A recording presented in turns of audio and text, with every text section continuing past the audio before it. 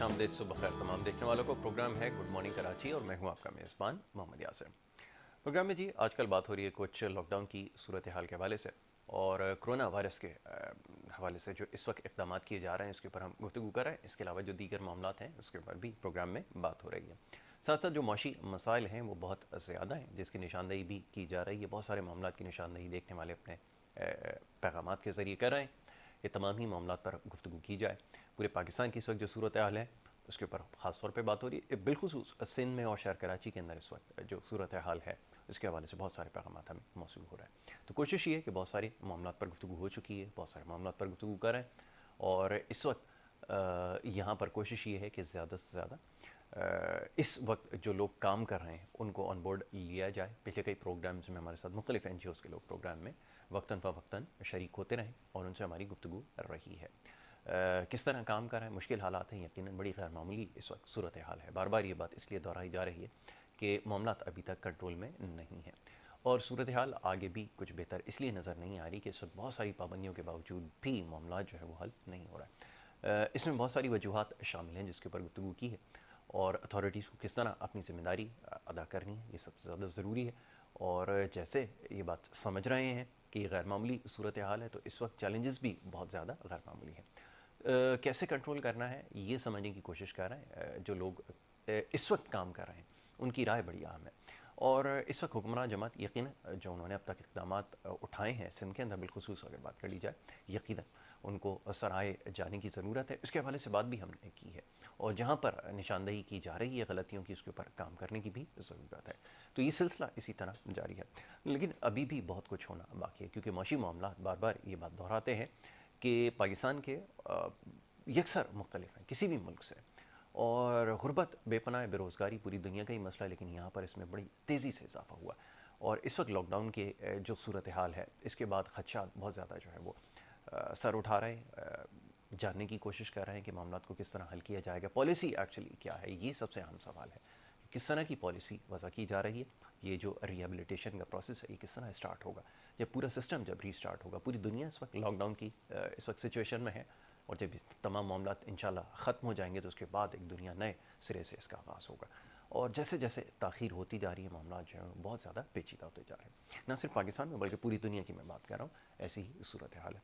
बहरहाल ये तमाम मामला हैं जिसके ऊपर गुफ्तगू कर रहे हैं, माशी मामला के ऊपर ख़ास तौर पर बात हो रहा है और पिछले प्रोग्राम्स में बात हुई कुछ ऑयल के हवाले से। ये यहाँ समझाना ज़रूरी है, बहुत सारे लोग इसके बारे में बात कर रहे हैं अपने, क्योंकि यहाँ इतने मामलात को लोग नहीं समझते। कुछ मीडिया के ही दोस्त इस हवाले से मुख्तलिफ अपनी आरा दे रहे हैं, शायद मामलात को इतना ना समझते, लेकिन ये समझना ज़रूरी है कि अब तक जो कुछ होता आया है ख़ास तौर पर प्राइसेस के हवाले से, कमी के हवाले से, इसका फॉर्मूला या मैकेनिज़्म क्या है, ये एक आम आदमी को समझाना ज़रूरी है। आप अपनी फ़हम के मुताबिक बात करते हैं, लिखते हैं, इसका आपको अख्तियार है, लेकिन इस वक्त मामले को इसलिए उठाया जा रहा है कि पूरी दुनिया में कल रात की जो ख़बर थी, जब ऑयल मार्केट, जब इंटरनेशनल मार्केट खुलती हैं उसके बाद जब प्राइसेस बोर्ड पर आईं तो उसमें ऐसी कमी हुई कि जिसके बारे में कभी किसी ने सोचा नहीं होगा। अच्छा, अब ऑयल की बहुत सारी प्रोडक्ट्स होती हैं, इसके बारे में बड़ी तफसील से बात हो चुकी है, पिछले कई प्रोग्राम्स में इसका तस्करा कर चुके हैं। अगर आप चाहें तो उठाकर देख सकते हैं, यूट्यूब के ऊपर सारे प्रोग्राम्स मौजूद हैं और इससे आपको अंदाज़ा भी हो जाएगा कि कितने मामलात को समझते हैं और कितने मामलात के ऊपर बात कर चुके हैं। थोड़ा सा वक्त निकालें और सोशल मीडिया से बाहर आएँ, इसके ऊपर सिर्फ तनकीद करने से बात नहीं बनेगी। समझाने का मकसद ये है आपको, नहीं वो लोग जो ये समझना चाहते हैं कि यहाँ पर अभी तक कोई चीज़ वज़ा नहीं हो सकी है। क्यों डिमांड की जा रही है कि प्राइसेस के अंदर कमी की जाए, उसकी वजह ये है कि इससे पहले जब भी प्राइसेस में इजाफा हुआ है वो किस मैकेनिज़्म के तहत हुआ है, कौन सा फार्मूला था जिसके तहत प्राइसेस में इजाफा हुआ, इसकी अभी तक कोई एक्सप्लेनेशन नहीं आई, ना इस हुकूमत से, ना पिछली हुकूमत से, ना इससे पहले कभी आई है। यहाँ पर इस्तेमाल होने वाला जो तेल है वो कहाँ से मंगवाया जाता है, क्या उसकी नेचर होती है और कितने अरसे के लिए उसको स्टॉक किया जाता है, वो तमाम मामला हैं। अगर इसके बारे में अगर वजाहत करती जाती तो ज़्यादा बेहतर होता, लेकिन वो इसलिए नहीं की जाती, ये आपके लिए भी है क्योंकि फिर इससे बराह रास्त आवाम को रिलीफ भी देना पड़ता और ये जो लूट मार का सिलसिला हमेशा जारी रहता है, इसके अंदर और बहुत सारे कंपोनेंट्स हैं जिसकी वजह से इसकी कीमतों में इजाफा होता है। शायद आपके इल्म में ये ना हो कि इसमें वफाक अपना कितना हिस्सा डालता है, सूबाई हुकूमतें कितना हिस्सा इसमें डालती हैं और किस तरह प्राइसेस को बढ़ाया जाता है और कौन कौन से इसके ऊपर चार्जेस लगते हैं, कौन कौन से टैक्सेस लगाए जाते हैं। बड़ी तफसील इसकी है, इंशाल्लाह फिर कभी आपको ज़रूर इसके बारे में बताएंगे क्योंकि अब बात ऐसी चलने के लिए तो इसकी वजाहत ज़रूरी है। लेकिन सवाल इसलिए कर रहे हैं क्योंकि जब ये कीमतें बढ़ाई गई हैं किस मामले के तहत और कौन सी प्रोडक्ट के ऊपर, जैसे यहाँ पर आप मुख्तलिफ नाम इस वक्त सुन रहे हैं, इसके ऊपर इंशाल्लाह एक डिटेल और प्रोग्राम करेंगे, आपको बता देंगे कि ये WTI क्या होता है, ब्रांड क्या होता है, किस तरह इसकी प्राइसेस बढ़ती हैं पर डॉलर जो है वो किस तरह इसकी प्राइसेस जो है वो कैलकुलेट की जाती हैं और उसके बाद पाकिस्तानी करेंसी में उसको किस तरह कन्वर्ट किया जाता है। इंशाल्लाह सब आपको बताएं, सब थोड़ा सा तसल्ली रखें, हौसला रखें। समझाने का मकसद ये है कि हुकूमतें जिस तरह के फ़ैसले करती हैं और यहाँ पर क्योंकि हमें ये भी बात भी पता है, अभी माजी करीब में जिस तरह ऑयल हमने एक ब्रादर इस्लामी मुल्क से लिया है डिफ़र पेमेंट के ऊपर, उसकी कंडीशंस क्या तय की गई थी, ये अभी तक कन्फ्यूजन पाई जाती है।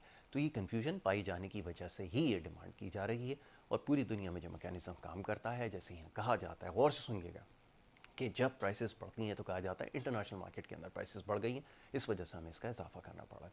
तो जब इंटरनेशनल मार्केट के अंदर प्राइसेस में कमी हो रही है तो उसको पास ऑन क्यों नहीं किया जाता। तो इसके बारे में थोड़ा सा स्टडी करें, आप अपनी नॉलेज को बढ़ाएं।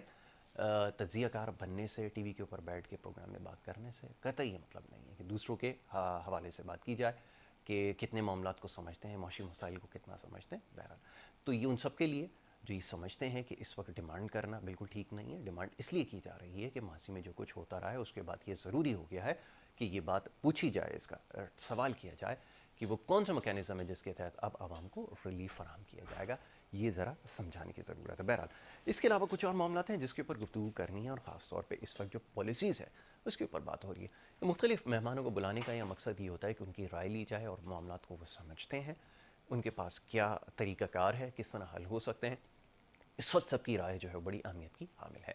इसी हवाले से आज हमारे पास जो मेहमान मौजूद हैं और दो मेहमान हमारे साथ होंगे, लेकिन एक मेहमान जो इसमें अभी उन्होंने हमें ज्वाइन किया है उनको सबसे पहले हम अपनी गुफ्तगू में शरीक करेंगे और उसके बाद जो है वो दूसरे मेहमान हमें ज्वाइन करेंगे। फैसल अली बलोच साहब है, नायब सदर हैं कराची के पाकिस्तान मुस्लिम लीग क़ाफ के, उनको हम खुशामदीद कहेंगे अपने प्रोग्राम में। बहुत शुक्रिया फैसल साहब, आपने प्रोग्राम में हमें वक्त दिया। फैसल साहब ये ज़रा बताइएगा कि अब तक के जो इक़दामात हुए हैं यकीनन बड़ी गैर मामूली सूरत हाल है, बहुत सारे फ़ैसले किए गए जिसके ऊपर तनकीद भी हुई और बहुत सारे ऐसे फ़ैसले हुए जिनको सराहा भी गया। सर इसके हवाले से आप बताइएगा कि अब तक जो फ़ैसले हुए हैं उनको आप किस तरह देखते हैं, बिलखुसूस सिंध के अंदर जिस तरह के फ़ैसले किए गए दुनिया में उसको सराहा गया, आप क्या समझते हैं ये फ़ैसले काफ़ी हैं मसाइल को हल करने के लिए? बिस्मिल्लाहिर्रहमानिर्रहीम। यासिर खान साहब, पहले तो मैं आपका शुक्रिया अदा करूँगा कि आपने मुझे यहाँ बुलाया और मेरी राय को मुक़द्दम जाना कि जो है मैं बिल्कुल इस सिलसिले में अपनी राय दे सकूं। जी बिल्कुल। तो देखिए, सिंध गवर्नमेंट ने जो इक़दामात किए लोगों ने उनको सराहा, लेकिन शुरू में जो चीज़ें सामने आईं उसके बाद जो चीज़ नज़र आती है कि सिंध गवर्नमेंट उस पर सही तरीके से उस तरह अमल नहीं करवा सकी। बिल्कुल। अच्छा, दूसरी तरफ वफाकी हुकूमत और सिंध गवर्नमेंट के दरमियान जो आपस में इख्तिलाफात नज़र आ रहे हैं वो किसी से ढके छुपे नहीं है। अभी पिछले दिनों नजीब हारून साहब ने भी इस्तीफ़ा दिया, तो इसका मतलब ये कि वफाकी हुकूमत भी सिंध और कराची की तरफ नहीं देख रही। अच्छा, सिंध की सूरत हाल पिछले कई अरसे से, अगर आप इस बारे में मैं कई दफ़ा पहले भी बयान कर चुका हूँ कि पहले यहाँ सिर्फ एक मोहनजोदाड़ो था, अब हर ज़िला जो है वो मोहनजोदाड़ो है। तो ये जो हुकूमत सिंध पर 12 साल से बैठी हुई है, एक ज़माना था मोहतरमा मौजूद थी, उनकी हुकूमत को कभी भी पूरा टाइम नहीं दिया गया और उनकी जो पॉलिसीज़ थी उन्हीं को लेके आगे जिस तरह मामला चले। लेकिन उनके जाने के बाद जो ये 12 साल से तसल्लुत में बैठे हैं, मुझे ये बताएं इन्होंने इस शहर कराची के लिए या इस सिंध सूबे के लिए क्या कभी 12 यूनिवर्सिटियाँ कोई बनाई हैं, 12 हॉस्पिटल्स क्या डिस्पेंसरियाँ इन्होंने बनाई हैं, आवाम को कोई बुनियादी सहूलतों की कोई चीज़ें इन्होंने प्रोवाइड की हैं? मेरे ख्याल में तो सिर्फ दावे हैं, बातें हैं और सिर्फ नंबर गेमिंग है। अच्छा, इस वक्त तो ये अक्सरियत के साथ मौजूद थे, इनको जो अपोजिशन है वो भी कोई इतनी स्ट्रॉन्ग अपोजिशन नहीं थी। अपोजिशन में एक तरफ तो बहुत ज़्यादा वडेरा शाही मौजूद थी जिसको हम GDA की शक्ल में देख रहे हैं, जो कि एक एक हल्के की सियासत करते हैं। उसके बाद अगर हम कराची के जो साबका स्टेक होल्डर्स थे उनकी पोजीशन भी आज देख रहे हैं कि वो असेंबलियों में गाते जाते हैं कि जी आओ मिलकर लूटें दोबारा, कुछ इस तरह का वो भी हमने सुना। तो जब ये सारी सूरत हाल होगी तो आप मुझे बताइए कि किस तरीके से मामलात की तरफ आप कंट्रोल करेंगे। फिर हमने 12 दफ़ा जो है, कई दफ़ा जो है प्रेस के ज़रिए, मीडिया के ज़रिए ये बताने की कोशिश की कि भाई इसके लिए एक वाज़ेह हिकमत अमली होनी चाहिए। गवर्नर साहब को भी मैसेज पहुंचा है, हालांकि हम वफाक में इत्तेहादी हैं लेकिन हमसे सिंध की सतह के ऊपर ना गवर्नर साहब ने कोई मुशावरत की, ना हमसे कोई सिंध गवर्नमेंट ने, हमें इनसे मिलने का कोई शौक नहीं कि हम जाके गवर्नर हाउस में बैठे हैं, भाई हमारे पास आ जाओ, हमें हमसे जो है आकर एक कप ऑफ टी कर लो और हमसे पूछ लो कि भाई आप क्या हिकमत अमली देना चाहते हैं। और हमारे पास वाज़ेह हिकमत अमली थी कि ये देखिए, जल्जला आता है, तूफान आता है, इसके अंदर जो रिलीफ के काम होते हैं उसका तरीक़ेकार मुख्तलिफ है। बिल्कुल ऐसा ही। और ये एक वबा है जो जिसके बारे में बताया गया कि ये एक दूसरे से लगती है। और इस वबा के दौर में आपने जो लॉकडाउन किया है उसके अंदर आप रश भी लगा देते हैं जी, कहीं 12,000 रुपये बट रहे हैं वहाँ रश लगा हुआ है, कहीं राशन के नाम पे आप रश लगा देते हैं। अच्छा, जहाँ रश होना चाहिए मसाजिद के अंदर, जहाँ पे लोगों को जाके अपने रब के आगे सजदा रेज होना है, जहाँ उससे कुछ मांगना है, उसको आप करते हैं जी लॉक। और उन जगहों पर आप रश लगाते हैं जहाँ पे रश नहीं होना चाहिए, और फिर आप गिरफ्तारियाँ करवाते हैं किसकी, पेश इमाम की। क्यों आप किसी यूसी के चेयरमैन को गिरफ्तार नहीं करवाते, किसी डीसी को गिरफ्तार नहीं करते, जबकि रश वहां भी लग रहा है, लेकिन पेश इमाम के पीछे आप लगे हुए हैं। आखिर आप किस एजेंडे पे काम कर रहे हैं? आवाम को इस वक्त हकायक जानना बहुत ज़रूरी है, और आवाम जब तक हकायक नहीं जानेगी वो किस तरह इन पर ट्रस्ट करेगी। आप हाथ जोड़ के बैठ जाएं, रूहानी शक्ल बना लें, मगर आपके प्रीवियस कारनामों को देखते हुए हम किस तरीके से उस पर मामला को करें। तो अभी आप सूरत हाल अगर देखें तो अमेरिका के हालात आपके सामने हैं कि किस तरह लोग बाहर निकल आए हैं। इस वक्त जो तज़हीक आमेज़ रवैया सिंध पुलिस का अवाम के साथ, जबकि एक दोस्ताना रवैया होता, आप ये देखें कि मैंने ये देखा कि एक SHO एक खातून को थप्पड़ लगा रही है, सरेआम रोड के ऊपर मारपीट हो रही है, लोगों की सोशल मीडिया के ऊपर जो आप सारी चीज़ें देख रहे हैं। सबसे पहले तो SHOs को जो है सस्पेंड करें, मुअत्तल करें और तहकीकात करें कि क्यों हुआ। ठीक है, ये लोग क्या चाह रहे हैं? क्या आवाम के जज्बात को उभारना चाह रहे हैं? जबकि घरों में वो देखें, इस वक्त जो राशन की तकसीम है ये मुस्तहिकीन को नहीं हो रही, ठीक है। इसके अलावा जो राशन बांटने वाले फलाही इदारे हैं, मैं नहीं समझता इसमें फलाही इदारों का कोई काम था। सरकारी सतह पर नजर आए राशन तकसीम करते हुए? कोई नजर नहीं आया, सिर्फ सोशल मीडिया पे नजर आ रहे हैं। सोशल मीडिया पे बड़े दबांग नारे चल रहे हैं। अच्छा, राशन हमने भी तकसीम किया, हम कहीं नजर आए आपको? बिल्कुल ठीक है। कल रात की बात है कि हमने हिजरत कॉलोनी के अंदर एक बहुत बड़ा किया। हम अभी साफ़ी अलाइंस के साथ साफ़ियों के लिए कुछ करने के लिए जा रहे हैं, कल हमारा प्रोग्राम है, लेकिन कहीं हम नज़र आ रहे हैं कि किसी की तस्दीक हो रही हो। देखिए, सिंध गवर्नमेंट ने राशन तकसीम किया, कोई कह रहा है 8 अरब रुपए का हुआ या कि जितने का भी हुआ, लेने वाले को भी नहीं पता कि उसको राशन मिला है। ठीक है। अच्छा, हमारे पास कम से कम लेने वाले को ये पता है कि हमें दिया गया है, और किसने दिया हमें बताने की ज़रूरत नहीं है। हम कोई हाथ के ऊपर लिख करके तस्वीरें नहीं बनवा रहे कि जी हम कौन लोग हैं, ना हमें अपने चंदे को सिक्योर करना है कि हम वो सियासी जमात है नहीं जो अपने चंदों को सिक्योर करना चाहते हैं। हमने पाकिस्तान बनाया था डिबेट के जरिए, हम पाकिस्तान को ही बचाना चाहते हैं टेबल टॉक्स के जरिए। इस वक्त ये चाह रहे हैं कि कन्फेडरेशन पैदा कर दी जाए, क्योंकि हम फेडरेशन की अलामत है, हम फेडरेशन पर बात करते हैं, लेकिन ये चाहते हैं कि हम कन्फेडरेशन बनाएं और कन्फेडरेशन के ऊपर आकर के आपस में हम सिविल वॉर की तरफ चले जाएं, ताकि उन इंटरनेशनल ताकतें जो आगे जाकर आलमी जंग की तरफ आना चाहती हैं, हम उनकी राह को मुकम्मल हमवार कर दें। और आलमी जंग किस बुनियाद दिखाया जाता है जी, कभी के रिसोर्सेज के ऊपर हुई, कभी तेल पर हुई, नहीं। पहली आलमी जंग अगर आप देखें तो उसके तहत दुनिया को बाउंड्रीज के अंदर तकसीम किया गया, अगर इस चीज़ को आप गौर करें। दूसरी आलमी जंग में उन बाउंड्रीज को मजबूत और किया गया, उनको सिक्योर किया गया और UNO की शक्ल दे दी गई। अब तीसरी आलमी जंग किस वजह से होगी? उन बाउंड्रीज को ख़त्म करने के लिए होगी, और जो मुल्क अपने आप को ग्रेटर बनाना चाह रहा है, बड़ा बनाना चाह, उसकी राह हमवार होगी। तो हम क्या उस एजेंडे पर हैं?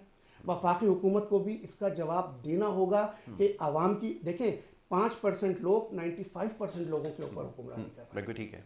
तो ये जो 95 हैं, इनमें से 70% ऐसे हैं जो गुर्बत की लकीर के नीचे रहते हैं। ठीक है। जब वो 5% का बंदा रैनपुरजा में बैठ के आता है, इनकी हिम्मत नहीं होती उसके करीब जाके उससे सवाल कर सके। बिल्कुल ठीक है। अच्छा, अब फैसल साहब ये फरमाइएगा, क्योंकि ये तो तहफ़्फ़ुज़ात कमोबेश तमाम ही सियासी जमातों के हैं, और होना भी चाहिए कि ऐसी सूरत हाल में तमाम जो स्टेक होल्डर्स हैं उनको साथ लेने की ज़रूरत थी, मशावरत की ज़रूरत थी। लेकिन यहाँ पर होता ये आया है कि न वफाकी हुकूमत अगर वफाक में अलग हो, सूबे में अलग हो, तो कभी कोऑर्डिनेशन नहीं रहती, और इसका जो खमियाजा है वो पूरी पाकिस्तान की आवाम को भुगतना पड़ता है। इस वक्त आप समझते हैं कि मामलात को, इख्तिलाफात को भुलाकर एक यूनिफाइड पॉलिसी अडॉप्ट करने की ज़रूरत है, और साथ ही तमाम स्टेक होल्डर्स से मुशावरत ज़रूरी है हर स्टेज के ऊपर, तो मामला हल हो सकते हैं। ये आपको लगता है हो पाएगा? सबसे पहले तो जवाब इसका दें, क्योंकि हमारे मिजाज में ये चीज़ शामिल नहीं है। कैसे मुमकिन है? ज़रा इतनी फ़हम व फरासत आ गई है, इतनी पॉलिटिकल पार्टीज़ मेच्योर हो गई हैं आपके ख्याल?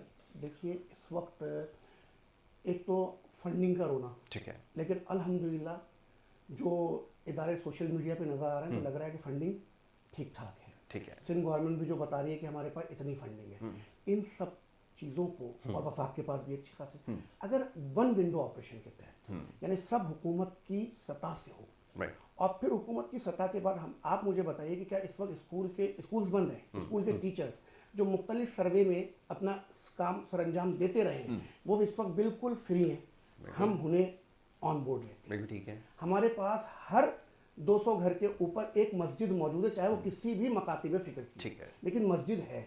हम उस मस्जिद को अपना उस इलाके का उस 200 घर के लिए हेडक्वार्टर बनाते हैं, उसके पेश इमाम को उस हेडक्वार्टर का सरबराह रखते हैं, क्योंकि वो पेश इमाम लाजमी तमाम लोगों से अफजल है, इसलिए वो सबकी इमामत कर रहा है। अच्छा फिर सर, ये आपकी बात ठीक है, मैं आपकी बात से इत्तेफाक करता हूँ, ये हो सकता है, लेकिन यहाँ पर एक जो तीसरे दर्जे की हुकूमत है, तीसरे दर्जे में आती है, तीसरे दर्जे की तो नहीं कहा जा सकता, यानी कि थर्ड टियर में जो आती है वो है बल्दियाती हुकूमत।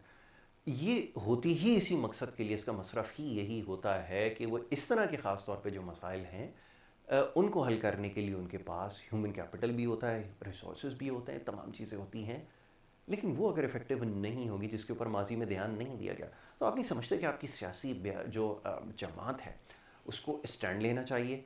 क्योंकि अभी तारिक हसन साहब शायद कुछ देर बाद हमें हो सकता है ज्वाइन भी कर लें, नाइब नाज़िम भी शहर कराची के रहें, मसाइल को बखूबी समझते भी हैं, तो उनसे ज़्यादा कौन समझता होगा कि ये हुकूमत जो है, जो third year of the government जिसको हम कहते हैं, बल्दियाती हुकूमत है, ये बहुत काम कर सकती थी अगर इफेक्टिव होती, लेकिन इसके ऊपर तो कभी किसी ने आवाज़ नहीं उठाई, माँ सिवाय उस जमात के जिसके नुमाइंदे यहाँ से सबसे ज़्यादा मुंतखब हुए हैं। और इस वजह से कोई दीगर सियासी जमात हमने देखा है कि उसने ज़्यादा कोई इस हवाले से काम नहीं किया, आवाज़ नहीं उठाई, ये भी तो एक बड़ा इंपॉर्टेंट रोल प्ले कर सकती थी, उसकी डिमांड क्यों नहीं की गई आपकी जानिब से? देखिए जब से 30 पर हम जो बात करें और 2001 के जो इख्तियारात थे जिसमें नायब नाज़िम तारिक हसन साहब रह चुके हैं जी, उस वक्त जो पॉलिसीज़ बनी थी, आज भी कराची शहर जो इस वक्त आपको नज़र आ रहा है, ये उन्हीं पॉलिसी का असरात आप देख रहे हैं, वही मंसूबे आगे बने हैं, या वो इंतवा का जो शिकार है वो उसी दौर की तमाम प्लानिंग उसी दौर में हुई। उसके बाद 18वीं तरमीम जब हो गई, 18वीं तरमीम को हम इसलिए सपोर्ट करते थे और उसकी खूबसूरती को इसलिए देखते थे कि उसके अंदर पावर्स को नीचे की सतह पर ही मूव होना था, मुंतकिल किया जाता, जिसमें वो वफाक से सूबों को मुंतकिल हुई और सूबों के बाद वो अब यूसी सतह और डिस्ट्रिक्ट लेवल पर आती जी। लेकिन जिसने ये सब कुछ किया, जिस जमात ने, वो अगर पावर्स अपने हाथ में लेकर बैठ जाए और उसको नीचे की सतह पर ना मुंतकिल करे तो फिर उस 18वीं तरमीम का कोई फ़ायदा नहीं है, उस 18वीं तरमीम को ख़त्म हो जाना चाहिए। उसी की वजह से आप जो आज बिगाड़ देख रहे हैं, अगर आपकी बात बिल्कुल दुरुस्त है कि 30 ईयर पे अगर काम होता और हमारी लोकल बॉडी सिस्टम मजबूत होता तो हमें इस वक्त इतनी ज़रूरत नहीं पड़ती। अब यहाँ क्या है कि लोकल बॉडीज़ के अंदर भी उनकी जमात के लोग नहीं हैं, तो वो उनके ऊपर भी उनको तहफ़्फ़ुज़ात हैं। अच्छा, और हम ये भी देख रहे हैं कि राशन की तकसीम में उनके वो सियासी लोग भी नजर आ रहे हैं, और वो एक वजीर साहब फरमाते हैं जनाब कि नहीं, हमने तो अपनी जमात के किसी भी सियासी जमात को क्या, अपनी भी जमात को नहीं उसमें वो किया, लेकिन हमने वो सारी फुटेजेस देखी जिसमें इनके मुख्तलिफ सिटी एरियाज के यानी पीएस के सदूर जो हैं वो राशन की तकसीम में मौजूद थे। तो ये दो बातें करना और आवाम से हक़ाइक़ को छुपाना और फिर जो पावर्स को नीचे की सतह पर देने की पॉलिसी थी और वो इख्तियारात देने चाहिए थे, अगर वो दे दिए जाते तो आप यकीन मानिए कि ये जो प्रॉब्लम्स हो रही हैं बिल्कुल नहीं होती। क्योंकि एक जो आपका काउंसलर होता है, एक यूसी का जो काउंसलर है, वो तमाम लोगों से जब इंटरेक्ट में रहता है उसको पता होता है किसके पास क्या प्रॉब्लम है और किसके पास क्या, लेकिन फिर भी डेटा इनके पास मौजूद है, लेकिन ये काम नहीं करना चाह रहे। मैंने जो मसाजिद का आपको बताया उसके अंदर बल्दियात का एक नुमाइंदा शामिल करते हुए 4 इलाके के मौज़िज़ीन लेते, लेडी हेल्थ वर्कर जो घर घर जाके तमाम निज़ाम अपने पास रखती है, उसको पता होता है किसके यहाँ कब क्या होने वाला है और किसके यहाँ क्या नहीं होने वाला। बिल्कुल ऐसे ही उसको तमाम चीज़ों के बारे में जब पता होता है तो उसको चाहिए था कि उन चीज़ों को अपने साथ इंटरेक्ट करके और फिर इस निज़ाम को लेकर आगे बढ़े। ठीक है फैसल अली बलोच, इसके ऊपर हम मज़ीद गुफ्तगू करेंगे, इस मामले के ऊपर मज़ीद बात करनी है और एक छोटी सी ब्रेक हमने लेनी है। ब्रेक के बाद जब वापस आएंगे तो ये गुफ्तगू जारी रखेंगे। आप देखते हैं हमारा प्रोग्राम।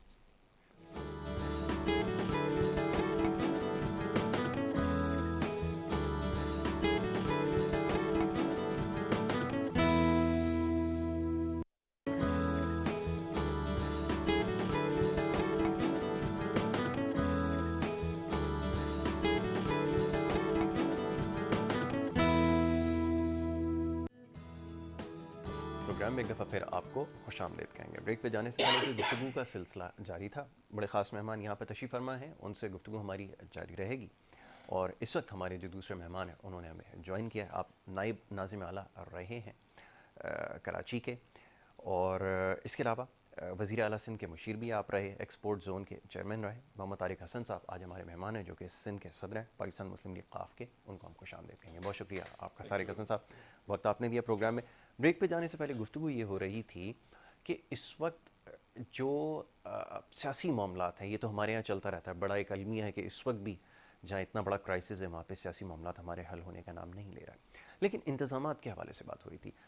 अब बहुत सारे लोग वो वक्त याद कर रहे हैं जब नाजिम हुआ करते थे, नाइब नाजिम हुआ करते थे, मामलात को निचली सतह के ऊपर हल किया जाता था और बहुत एफिशिएंट वे में और बड़ी तेज़ी से हल किया जाता था। वो चीज़ आज लोग याद कर रहे हैं। एक बड़ा तवील अरसा रहा कि शायद लोगों को याद नहीं आई है, यहाँ पर जितनी भी जमातें रहीं उनको शायद इस बारे में ख्याल नहीं आ सका। लेकिन फिर अब उसकी ज़रूरत दोबारा से महसूस होना शुरू हो गई है कि अगर वो तीसरी जो टेयर में हुकूमत आती है, बल्दियाती हुकूमतें अगर वो मौसर होती, तो ये जो बहुत छोटे छोटे से मसाइल, हमसे कुछ देर पहले बात हो रही थी कि लोगों के घरों पर राशन तकसीम करना, आदाद शुमार का सारा हिसाब किताब रखना, वो अब किसी के पास नहीं है। सब एक दूसरे से सवाल कर रहे हैं और एक इख्तियारात की जो जंग थी और एक बहस थी उसने दोबारा सर उठाया है। लेकिन सवाल ये कि इस वक्त जो ये गैर मामूली सूरत हाल पूरी दुनिया का इस वक्त जिसको सामना है, उस वक्त अगर ये मसाइल इसके ऊपर बात की जाए तो क्या ये मुनासिब होगा? मैं चाहूँगा इसके ऊपर थोड़ा सा कलाम कीजिए। बिस्मिल्लाहिर्रहमानिर्रहीम। आपको बहुत शुक्रिया, आपने मुझे आज यहाँ पर बुलाया। आज तो मुझे आपकी इन बातों से इकबाल का एक शेर याद आ गया। एक ही सफ में खड़े हो गए महमूद अयाज, बंदा रहा ना बंदा नवाज। ठीक अब ना कोई चाइना है ना कोई अमेरिका है, हर तरफ कोरोना ही कोरोना, कोरोना ही कोरोना है। तो इस वक्त पूरी दुनिया में जो क्राइसिस की सिचुएशन चल रही है, नो डाउट कि पूरी दुनिया इस वक्त परेशान है, नफ्सा नफ्सी का आलम है। हर आदमी को इस वक्त, हर मुल्क को अपने लोगों को बचाने की फिक्र है, चाहे वो सुपर पावर है, चाहे वो एक छोटा मुल्क है जिस तरह हम पाकिस्तान है। अमेरिका में आज जो हालात हैं, या आप यूरोपियन कंट्रीज़ के अंदर या यूके के अंदर जो हालात आप देख रहे हैं, और जितनी तेज़ी से वहाँ पर उनके यहाँ बीमारी ये फैल रही है और डेथ टोल जो उनका बढ़ रहा है, तेज़ी से बढ़ा, बिल्कुल वो बहुत ज़्यादा है। अल्हम्दुलिल्लाह हम पे ये अल्लाह का करम है। हमारी हुकूमतों का तो हाल ये, जैसे आपने कहा कि कोऑर्डिनेशन नहीं है, ना फेडरल लेवल पे ना सूबाई लेवल पे। बड़े अफसोस की बात है, मैं समझता हूँ कि इस वक्त वर्ल्ड क्राइसिस है, आलमी वबा है, ये एपिडेमिक है, वर्ल्ड एपिडेमिक है, लेकिन हमारी हुकूमतें एक पेज पे अब तक इकट्ठी नहीं हुई है। चाहे वो फेडरल हुकूमत है, चाहे सूबाई हुकूमत है। सूबाई हुकूमत एक तरफ जा रही है, फेडरल हुकूमत एक तरफ जा रही है। वो अपने तौर पे करना चाह रहे हैं, ये अपने तौर पे करना चाह रहे हैं। मैं ये नहीं कहता कि दोनों बिल्कुल गलत हैं, लेकिन जिस तरह का हमारा मुल्क है और जिस तरह के हमारे वसाइल हैं, उसमें अगर ये सारी एफर्ट्स एक जगह पर हो जाती, कोऑर्डिनेटेड एफर्ट होती, तो आवाम को उसका एक समर नज़र आता, आवाम को उसके असरात नज़र आते।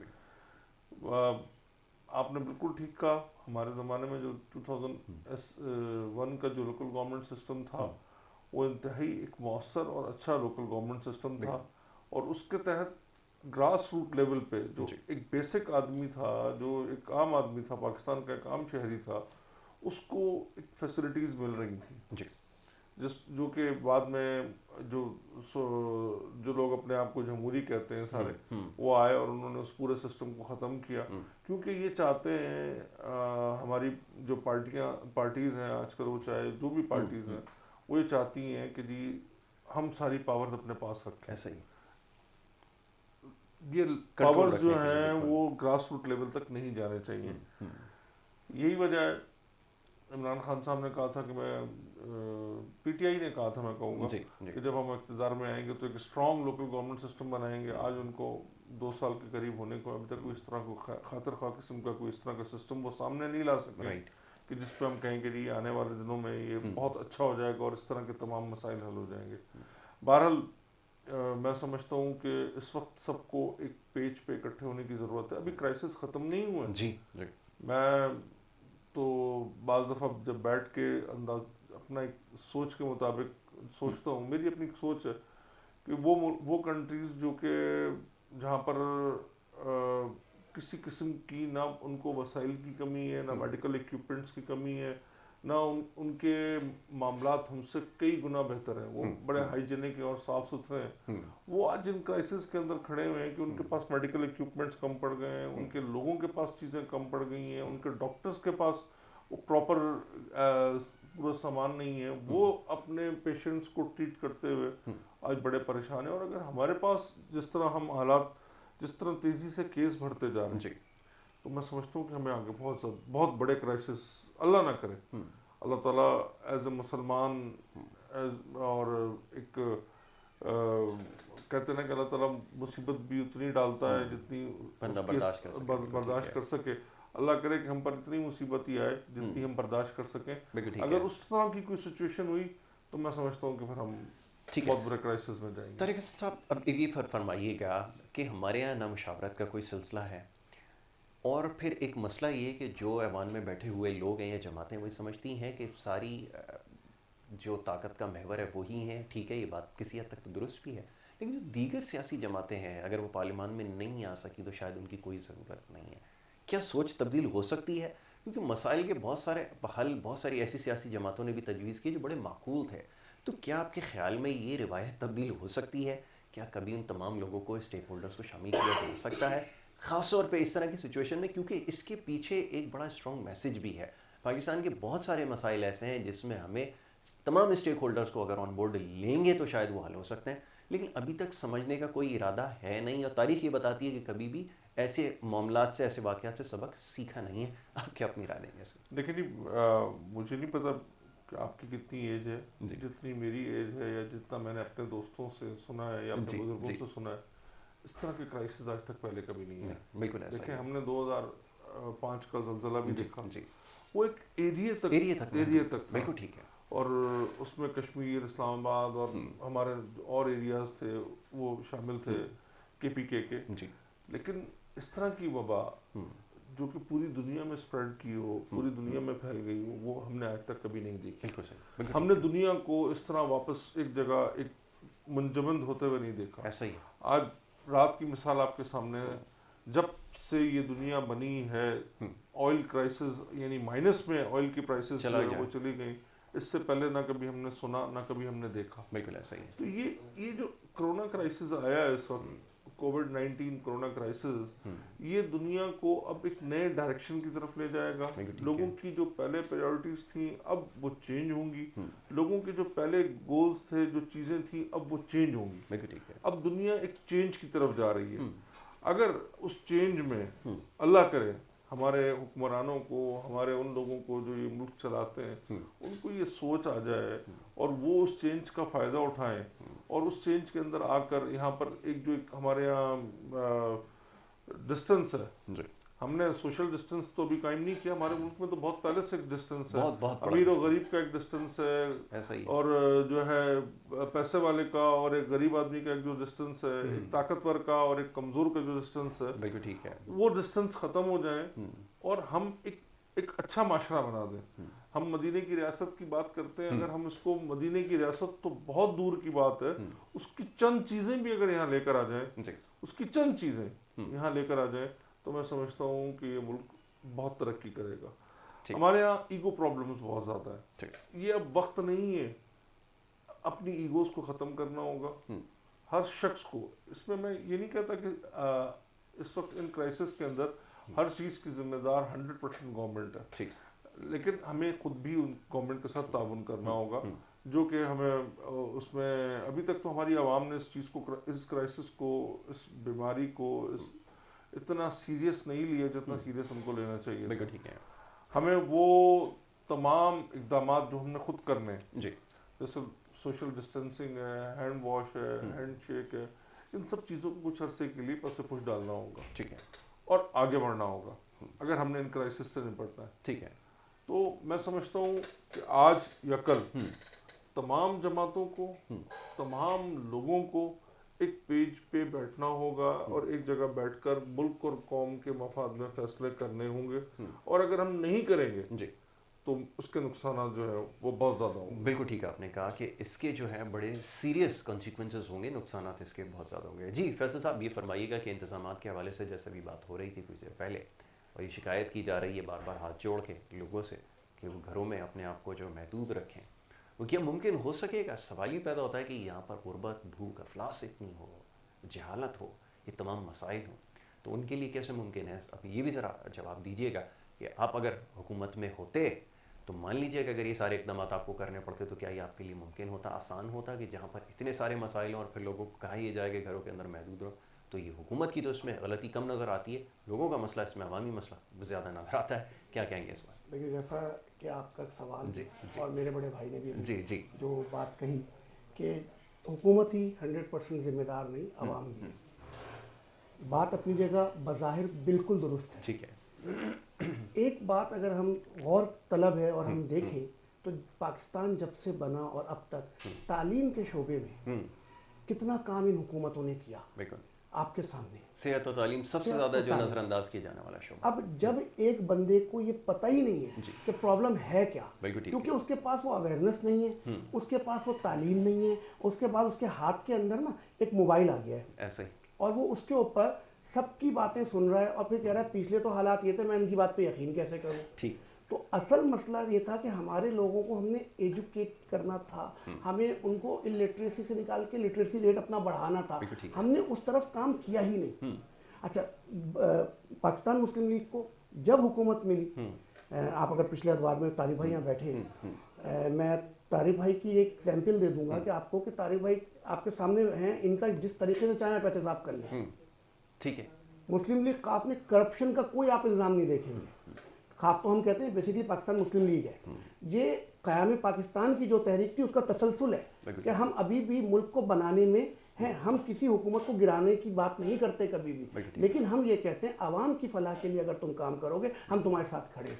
हम इशूज़ से रिलेटेड बात करते हैं, किसी की ज़ातियात पे कभी हमने बात नहीं। ठीक है। अच्छा, अब क्योंकि हमारे पास वक्त थोड़ा सा महदूद है, तारिक हसन साहब की तरफ ही सवाल रखूँगा। तारिक हसन साहब, सवाल ये है कि अगर ये मामला हल हो भी जाते हैं, एक प्लानिंग का जिसके बारे में बार बार ये कहा जा रहा है, बार बार सवाल कर रहे हैं कि चलें इससे पहले तो आपके पास शायद इतना वक्त नहीं था क्योंकि एक बड़ी गैर मामूली सूरत हाल थी और अचानक से ये सारी सूरत हाल पूरी दुनिया के लिए चलनी चाहिए। लेकिन अब पूरी दुनिया सर बैठ के जोड़ कर बैठ गई है, सोच रही है कि जब ये सारे मामला हल हो जाएंगे उसके बाद क्या करेंगे। क्या आपके यहाँ सिलसिला शुरू हो चुका है? इसके बारे में सवाल किया जाना चाहिए इस वक्त कि आगे जो मामला होंगे, क्योंकि हमारे यहाँ जो इसके कॉन्सिक्वेंसेज होंगे इससे ज़्यादा सीरियस होंगे जो पूरी दुनिया को जिसका इस वक्त सामना है, कैसे हल करेंगे? देखिए, अभी आपने अपना एक सवाल किया, जी जी, फैसल ने उसका जवाब दिया, लेकिन मैं उसको थोड़ा जी जी करना चाहता हूँ।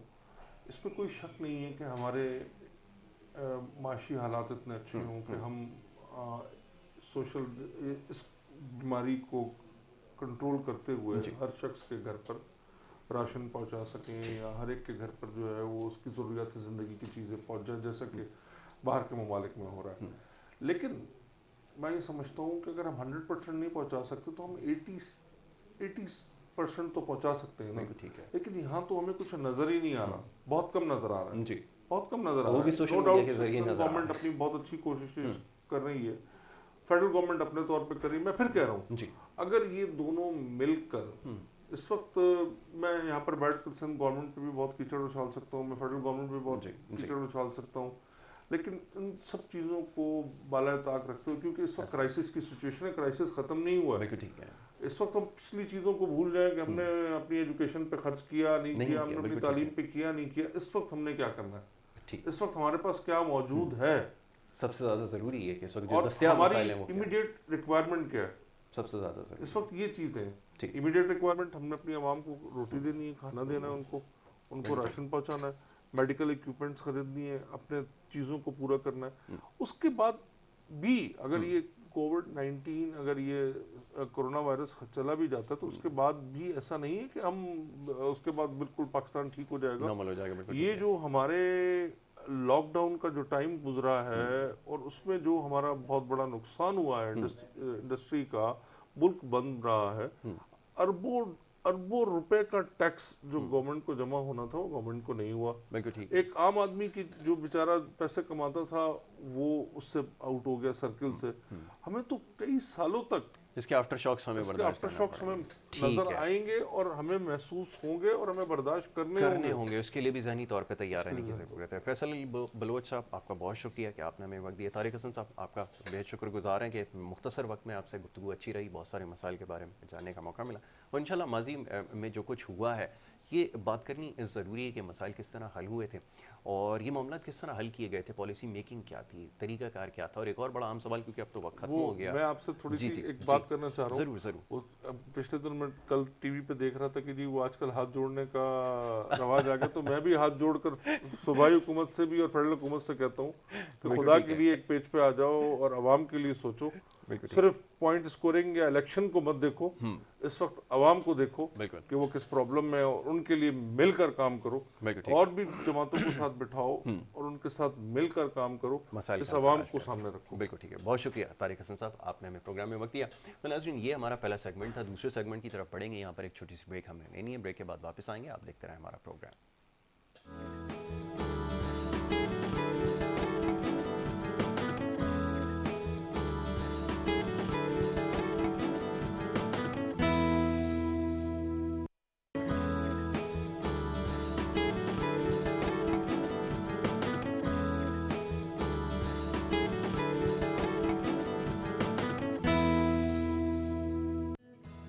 प्रोग्राम में आपको एक दफ़ा फिर खुशामदीद कहेंगे। ब्रेक पे जाने से पहले जी गुफ्तगू का सिलसिला जारी था। बात हो रही थी कुछ कोरोना वायरस के बाद की जो सूरत हाल है, या जो जारी सूरत हाल है, इसके हवाले से बात कर रहे थे। इंतज़ामी मामला के हवाले से गुफ्तगू हो रही थी और जैसे भी कुछ देर पहले बात हुई कि तमाम स्टेक होल्डर्स को ऑन बोर्ड लेना ज़रूरी है।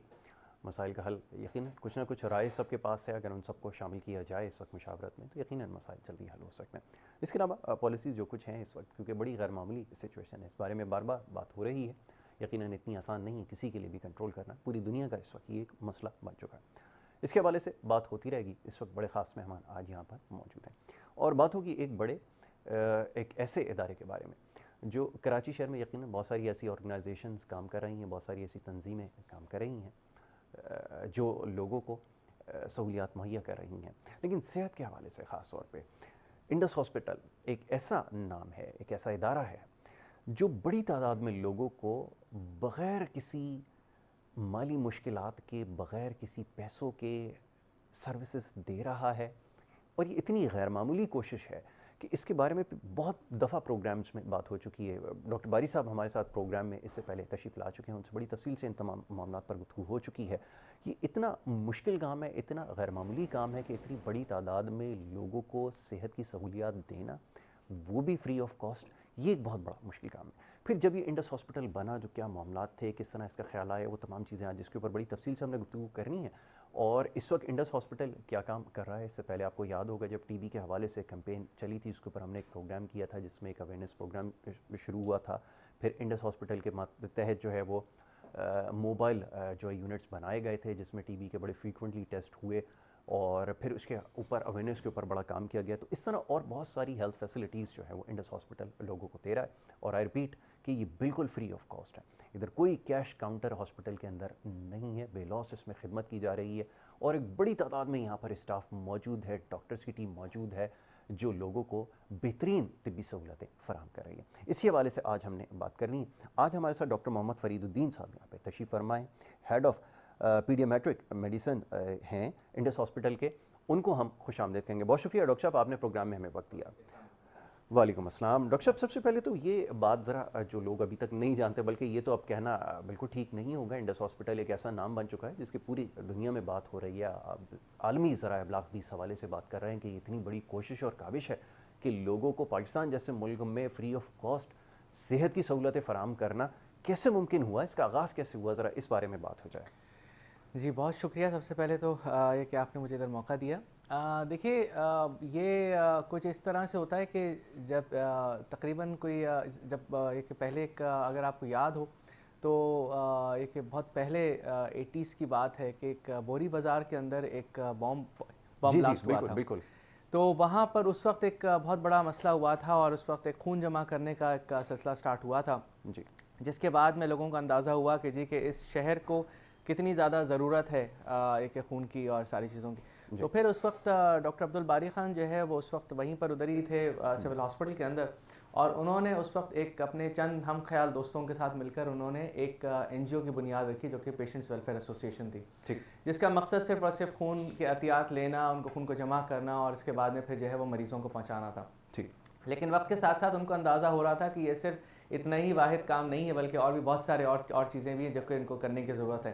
ठीक, और वो इसी फिर मिशन में लगे रहे, फिर कुछ और मज़ीद अपने एक दोस्तों को जमा किया और 2007 में उन्होंने एक अस्पताल की बुनियाद रखी। ठीक, इस अस्पताल का नाम उन्होंने इंडस हॉस्पिटल रखा और उसके बाद में वहाँ पर उधर काम स्टार्ट किया। ठीक। लेकिन एक जो कि उन्होंने अपना एक मिशन और विजन बनाया वो सिर्फ ये था कि जी क्या हमें एक तो हमें बिल्कुल मयारी इलाज देना है और दूसरी बात हमें बिल्कुल मुफ्त देना है। बिल्कुल ठीक है। इसके लिए ये उन्होंने सोच लिया था कि जी कि किसी किस्म का कोई भी हम ये कि ना हम पैसे लेंगे ना ही हम पैसे देंगे। और इसके अलावा जो सबसे ज़्यादा ज़रूरी बात थी वो ये थी कि जी कि हम ये देखे बगैर जी, कि कौन है, क्या है, किस मज़हब से ताल्लुक़ है, किस फ़िरक़े से ताल्लुक़ है, किस रंग से, किस नस्ल से, इससे कोई इससे इनको सरोकार नहीं होगा। बिल्कुल ठीक है। और सिर्फ बस ये कि इलाज मुहैया करेंगे और ये इसी मिशन और विजन को लेकर वो आगे बढ़े। बिल्कुल ठीक। और उसके बाद में इन्होंने एक छोटे से अस्पताल के साथ उन्होंने एक स्टार्ट किया और उसके बाद में फिर वहाँ पर और ये मैं आपको बताऊँ, ये तो खैर आप आकर देख भी सकते हैं जी, जी, कि इंडस हॉस्पिटल के अंदर किसी किस्म का कोई भी कैश काउंटर नहीं है। बिल्कुल ऐसा ही। शुरू में जब ये केस स्टार्ट हुआ तो सिर्फ और सिर्फ एज ए सर्जिकल हॉस्पिटल के तौर पे रखना ये स्टार्ट हुआ, लेकिन वक्त के साथ साथ उनको अंदाज़ा हुआ कि नहीं, सर्जरी के साथ मेडिसिन है और इसके अलावा पीड्स है और बहुत सारी चीज़ें ऐसी हैं जो कि डिपार्टमेंट्स हैं जिनकी ज़्यादा ज़रूरत पड़ेगी।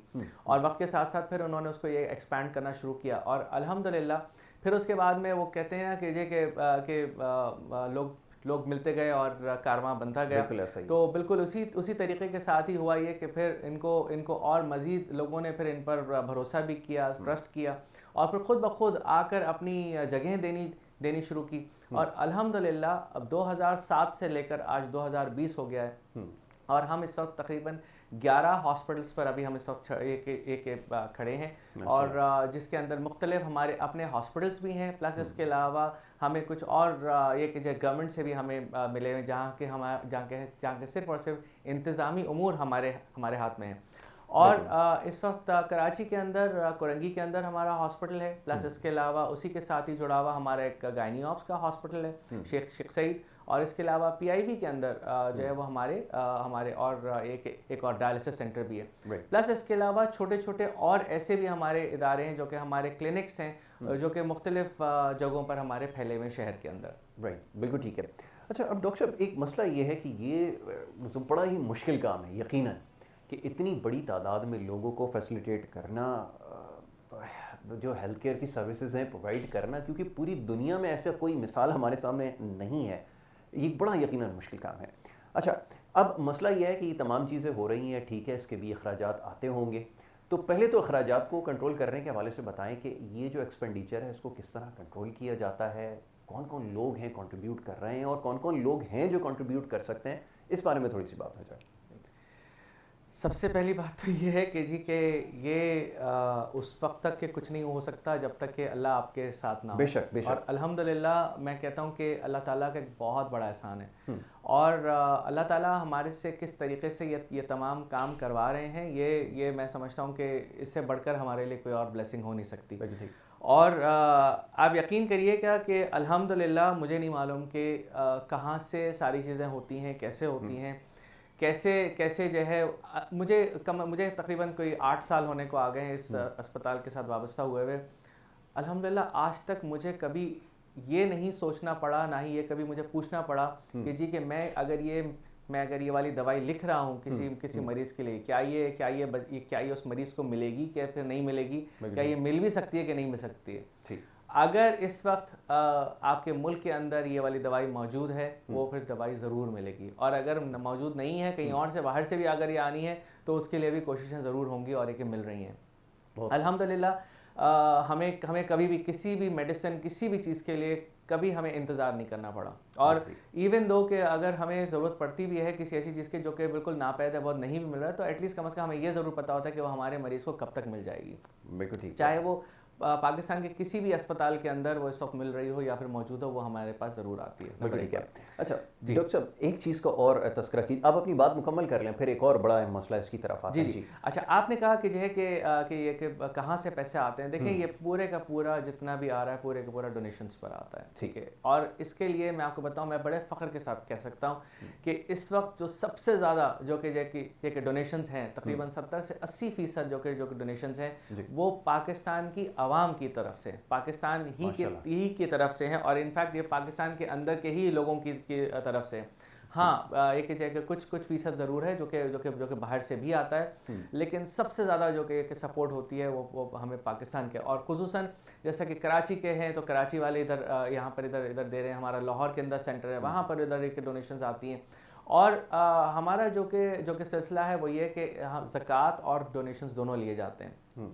और इसके अंदर किया ये जाता है कि हमारे पास बाकायदा तौर पर एक कमेटी है जो कि इसको पूरा ये मॉनिटर करती है। और मॉनिटर करने के बाद में वो हर मरीज़ के ऊपर, हर मरीज़ पर, प्लीज़ इस बात को नोट रखिएगा, हर मरीज़ पर कि बाकायदा तौर पर जांच पड़ताल के बाद में कि जी किस मरीज़ को ये चीज़ ये ज़कात दी जाए और किसको ये डोनेशन से दिया जाए। और किसी की भी इज़्ज़त को मजरू किए बगैर उनसे कोई और सवाल नहीं होते हैं, बस सिर्फ उनसे ये चीज़ होता है कि अच्छा जी आप कौन हैं, कहाँ से आए, क्या हैं। और इसके बाद में ये ना उनसे आने के वक्त पे उनसे कोई एक जे पैसे लिए जाते हैं, ना ही उनको डिस्चार्ज करने पर, दाखिल होने के बाद उनको एक जे उनसे कहीं पर उनको कोई बिल दिया जाता है। ऐसी कोई भी चीज़ नहीं। और चाहे आपका इलाज, चाहे एक जो है वो 1000 रुपये का इलाज हो या चाहे आपका 10 लाख का इलाज हो, चाहे जिस चीज़ के अंदर कोई भी ऑपरेशन के साथ हो या उससे भी बढ़कर कोई भी चीज़ हो, चाहे जितना भी स्टे हो, चाहे आईसीयू का स्टे हो, ये कभी भी किसी से नहीं पूछा जाता कि जी कि आप क्या आप इतने पैसे दे सकते हैं या फिर नहीं दे सकते। और अल्हम्दुलिल्लाह ये कि अल्लाह का बहुत बड़ा एहसान है, अल्लाह ही चला रहा है इस अस्पताल को।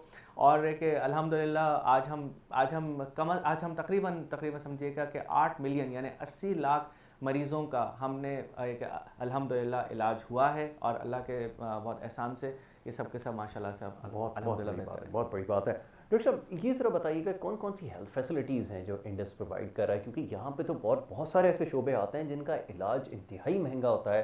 कार्डिक यूनिट अगर कहीं पर है तो वो अगर ट्रीट कर रहा है, ट्रीटमेंट दे रहा है, बहुत एक्सपेंसिव इलाज है। कैंसर की ट्रीटमेंट हो रही है, वो बहुत एक्सपेंसिव है। कहीं पे न्यूरोलॉजी का अगर कोई केस आ गया तो वो बड़ा मुश्किल है।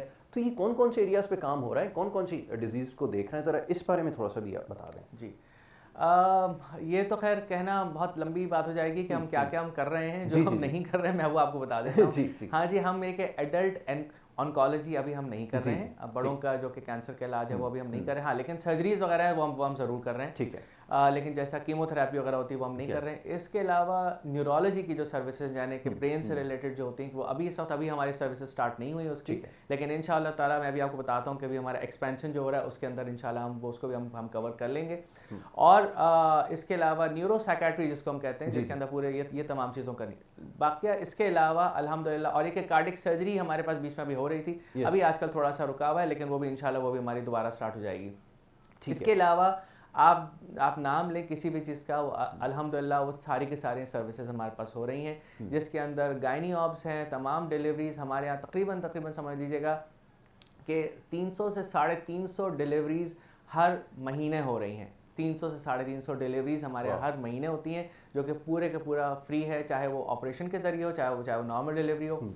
इसके अलावा ये कि हम आपस बच्चों का जो कि जैसा एक मैं हूँ हेड हूँ वहाँ पर, और हमारे पास तमाम किस्म के हर किस्म के बच्चे का पूरा इलाज, बच्चों के कैंसर का इलाज हो रहा है। और आप इससे अंदाज़ा लगाइएगा कि तकरीबन 2 से 3 वाज़ 4 भी नए बच्चे रोज़ाना हमारे पास दाखिल होते हैं नए कैंसर के साथ। और अगर आपको मैं सही बताऊं तो तकरीबन हमारा इस वक्त फिगर जो है वो 1200 से 1300 बच्चे हर साल हमारे पास नए कैंसर के आते हैं। ठीक है, तो अब आप इससे अंदाज़ा लगा सकते हैं कि कितना बड़ा एक जगह सेटअप है जो कि ऑन्कोलॉजी का, पीडियाट्रिक ऑन्कोलॉजी का। और एक बच्चे का अगर हम एवरेज भी अगर हम लगाएं तो तकरीबन 4 से 5 लाख रुपए का तकरीबन एक बच्चे पर कैंसर के इलाज पर खर्च होता है। और अगर आप इसको मल्टीप्लाई कर लें तो तकरीबन 1200-1300 मल्टीप्लाई बाय 5 लाख, तो आप अंदाज़ा लगा सकते हैं कि कितना। और फिर इसके अलावा जो हमारे पिछले बच्चे हैं जिनका इलाज ऑलरेडी चल रहा है, उनकी एक बहुत बड़ी सर्विस है जो कि हमारे पास चल रही है। प्लस इसके अलावा जो हमारे पास मेडिसिन है, सर्जरी है, हमारे पास ऑर्थोपेडिक्स है, हड्डियों का मतलब है कि इतना ज़्यादा लोड है कि फ्रैक्चर्स वगैरह पेशेंट आते हैं, हमारे पास नी रिप्लेसमेंट के आते हैं, हिप रिप्लेसमेंट के आते हैं, और जस्ट आप नाम लें और वो तमाम चीज़ें अल्हम्दुलिल्लाह वो सब कुछ हमारे पास इलाज हो। डॉक्टर साहब एक चीज़ और जो यहाँ पर जिसकी वजह से बहुत ज़्यादा एक्सपेंसिव हो जाती है किसी भी बीमारी की ट्रीटमेंट, वो टेस्ट होते हैं। ये टेस्टिंग फैसिलिटीज़ क्या प्रोवाइड कर रहे हैं? क्या वो सारे टेस्ट अवेलेबल हैं जो और किसी हॉस्पिटल के अंदर, प्राइवेट हॉस्पिटल के अंदर जो सर्विसेज मिल रही हैं वो उसी क्वालिटी की हैं, स्टैंडर्ड्स वही हैं? इस बारे में थोड़ा सा बताइएगा टेस्टिंग के हवाले से। ओके, इंडस अस्पताल की मैं आपको एक चीज़ बताऊं कि ब्यूटी ये है कि इंडस अस्पताल हर मरीज़ को अपनी एक जो ओनरशिप देता है, ठीक है। और वो इतना ज़्यादा होता है कि अगर इंडस अस्पताल के पास कोई अगर मरीज़ आ रहा है तो और उसके लिए इलाज के लिए ज़रूरी है किसी टेस्ट की, तो अल्हम्दुलिल्लाह मैं आपको बताऊं कि नियरली 90 to 95% जो कि तमाम इन्वेस्टिगेशंस हैं वो हमारे पास से होती हैं, ठीक है। चाहे वो ब्लड टेस्ट हो, चाहे वो कोई और टेस्ट हो, चाहे वो कल्चर्स हो, एनीथिंग आप नाम लें, ना सिर्फ ये बल्कि CT scan, MRI, ultrasound, x-rays, तमाम रेडियोलॉजी का डिपार्टमेंट और जो भी तमाम छोटे छोटे जो कि प्रोसीजर्स होते हैं वो सारे के सारे हमारे पास होते हैं। लेकिन इंडस अस्पताल ने ये चीज़ है उनके पास, इनका एक मोटो है कि जी हम मरीज़ को हम किसी किस्म का भी उसको हम तकलीफ़ नहीं देना चाहेंगे। बिल्कुल ठीक। हम ऐसा नहीं होता कि हम लिख कर दे दें कि जी आप जाएं और बाहर से ये वाला टेस्ट करा के लेकर आएँ। खुदा ना खास्ता अगर कोई ऐसा कोई टेस्ट है जो कि हमारे पास नहीं भी होता है तो उसके लिए फिर हमारा तरीका यही होता है कि वो हम अपने ही पास से, हम अपने ही खर्चे पर हम वो टेस्ट किसी भी और अस्पताल या वो किसी और जगह पर, पाकिस्तान में कराची में जहाँ कहीं पर भी वो टेस्ट अगर हो रहा होगा, हम मरीज़ को अपनी जिम्मेदारी पर हम उधर भेजते हैं। हम उनका वो वाला टेस्ट वहाँ से हम फ्री ऑफ कॉस्ट कराते हैं। बिल्कुल ठीक। और इसके लिए भी मरीज़ को कुछ नहीं देना पड़ता और ये तमाम टेस्ट वहाँ से करवाने के बाद में रिपोर्ट्स हमारे पास आती हैं। रिपोर्ट्स आने के बाद में फिर हम उसके बेसिस पर फिर हम जज करते हैं। तो अल्हम्दुलिल्लाह मैंने आपको जैसे बताया नियरली 90 to 95% तमाम जो केस जो भी टेस्ट इस वक्त अवेलेबल हैं जो कि होने चाहिए वो सारे के सारे इंडस अस्पताल के अंदर हमारे पास अल्हम्दुलिल्लाह इतनी हमारी एक जो लैब हमारी बड़ी लैब है और एक बोन मैरो हो रहा हो या उसकी भी तमाम चीज़ें जितनी होती हैं और वो तमाम के तमाम सारी चीज़ें सब हमारे पास होती हैं। एक्सेलेंट। डॉक्टर साहब एक चीज़ और जो दिमाग में आती है वो ये कि अब नंबर ऑफ़ पेशेंट्स बहुत ज़्यादा होंगे यकीनन, उसके बारे में भी आप ज़रा बताइएगा कि क्या आपके पास इनफ्लो है और कहाँ से पेशेंट आ रहे हैं। प्लस ये कि ये जो अब हमारे यहाँ शहर कराची में जो नंबर ऑफ़ केसेस हैं जो रोड एक्सीडेंट की वजह से होते हैं, फिर उनको प्रायर बेसिस के ऊपर ट्रीटमेंट देनी चाहिए और दी जाती हैं, तो ऐसे केसेस को कैसे हैंडल किया जाता है, उसके लिए क्या आपने प्लानिंग की हुई है? क्योंकि उसमें तो बहुत सारे टेस्ट होते हैं जो बड़े आपको रैंडमली करवाने पड़ते हैं और बहुत सारे केसेस में बड़े इमीडिएटली आपको उसके ऊपर जो है वो कंडक्ट करना पड़ते हैं टेस्ट। कैसे मुमकिन होता है ये? बहुत अच्छा सवाल है, बहुत ज़रा इसमें मैं थोड़ा सा इसको जामे करना पड़ेगा। देखिए इंडस अस्पताल ने जब अपने दरवाजे खोले थे 2007 में, उस वक्त से लेकर आज तक के हमारे पास मरीज़ों के बहुत बड़ी तादाद है और ख़ुसूसन वेटिंग भी अच्छी खासी हो जाती, जिसको हमारी एडमिनिस्ट्रेशन मुस्तकिल इसी लाइंस पर है कि किस तरीके से हम ये इस वाली वेटिंग को हम कम कर सकें। और ये कि हमारे पास इमरजेंसी हो गया या हमारे पास क्लिनिक्स हो गए, हर जगह पर जो है हमारे पास मरीज़ों की तादाद बढ़ती जा रही है और दिन ब दिन हम उसको बढ़ता हुआ ही देख रहे हैं। ठीक। और एडमिनिस्ट्रेशन ने अब इस वक्त कुछ इस तरह से कुछ सिलसिला भी किया है कि ना सिर्फ एक हॉस्पिटल की एक्सपेंशन का एक प्लान है जिसके पर अभी हमारी एक बिल्डिंग है जो कि अभी कंस्ट्रक्ट हो रही है और अल्हम्दुलिल्लाह एक इंशाअल्लाह ताला उम्मीद है कि 2021 के एंड या मैक्सिमम 2022 तक के हमारी वाली बिल्डिंग फंक्शनल हो जाएगी। उसका पूरा एक स्ट्रक्चर तकरीबन तैयार हो गया है और बाकी अभी इंशाअल्लाह ताला हो जाएगा।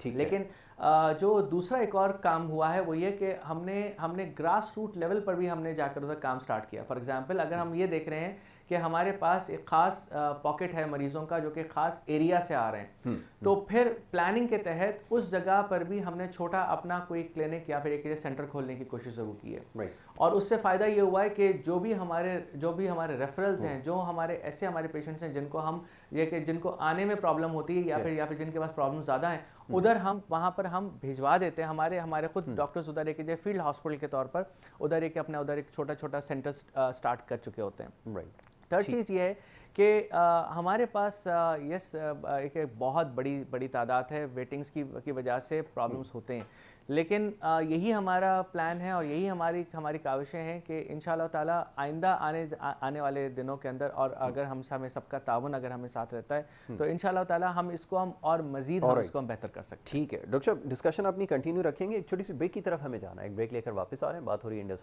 हॉस्पिटल के हवाले से और इनकी जो कोशिशें हैं, काविशें हैं, इसके हवाले से बात कर रहे हैं। इतना बड़ा जो ये इतारा चल रहा है, कैसे मुमकिन हो पा रहा है, सब कुछ डिस्कस कर रहे हैं। एक ब्रेक की तरफ जा रहे हैं, वापस आएंगे, देखते हैं हमारा प्रोग्राम।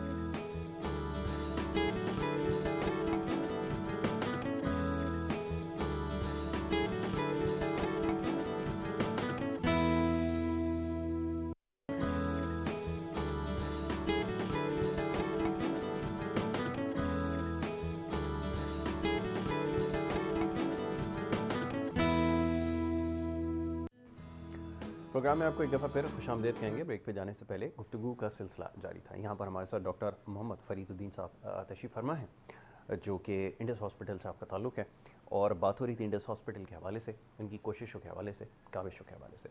ये यकीनन एक बहुत मुश्किल काम है, इतनी बड़ी तादाद में लोगों को फैसिलिटेट करना, सेहत की और तिब्बी सहूलियात फराहम करना, लेकिन गैर मामूली बात है। और ये सब कुछ कैसे मुमकिन हो पा रहा है, इस हवाले से हम बात कर रहे थे। डॉक्टर साहब बता रहे थे कि कौन कौन से अस्पताल के शोबे हैं, किस किस तरह मरीज़ों को ट्रीटमेंट दी जाती है।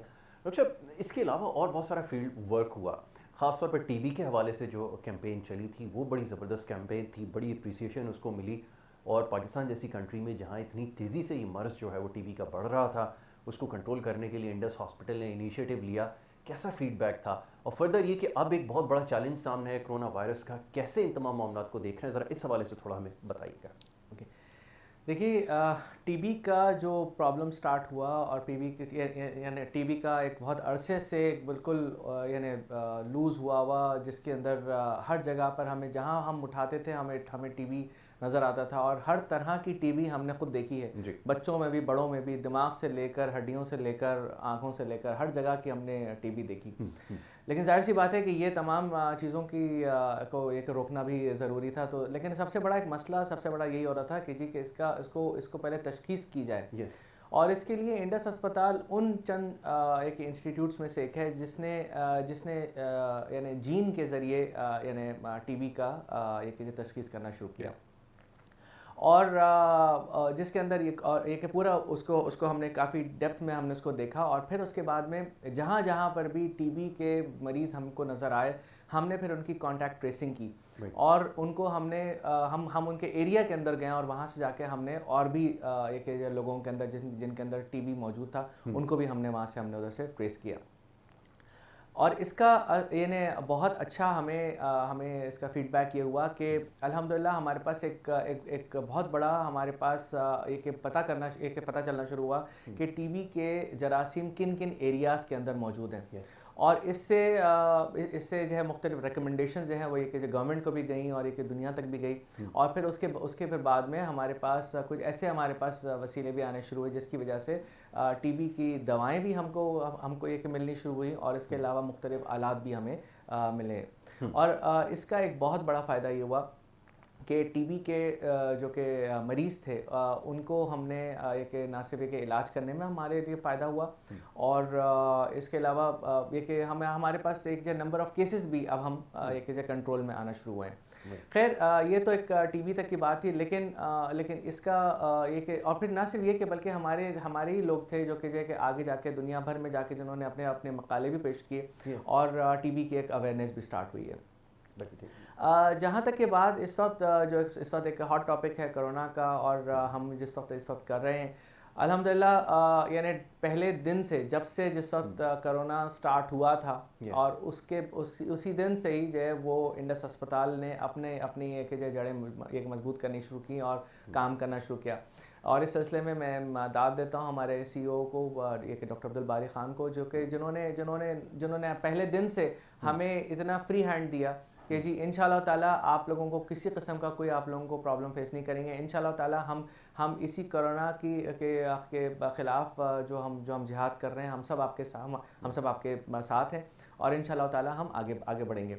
और यही मिशन और विज़न के साथ पहले दिन से हमारे यहाँ जो है वो एक ना सिर्फ है कि हम कोरोना के मरीज़ हम लोगों ने लेना शुरू किया, प्रिकॉशंस हुई और तमाम हमारे जितने भी डॉक्टर्स हैं, पैरामेडिक्स हैं और इसके अलावा जो हमारे तमाम एंसिलरी सर्विसेज के जो कि स्टाफ हैं वो सब के सब इस वक्त वो तमाम यानी प्रिकॉशंस को लेते हैं, एक बिल्कुल उनको एक मलूज़ खातिर रखते हैं और एक इसके बाद में फिर हम पेशेंट्स को हम दाखिल भी कर रहे हैं। एक हमारा अपना जो हमारा एक यूनिट है जिसको हमने पूरा कन्वर्ट करके जो कि हमारा इंटेंसिव केयर यूनिट था, इसको हमने कन्वर्ट करके हमने कोरोना यूनिट हमने उसको बना दिया।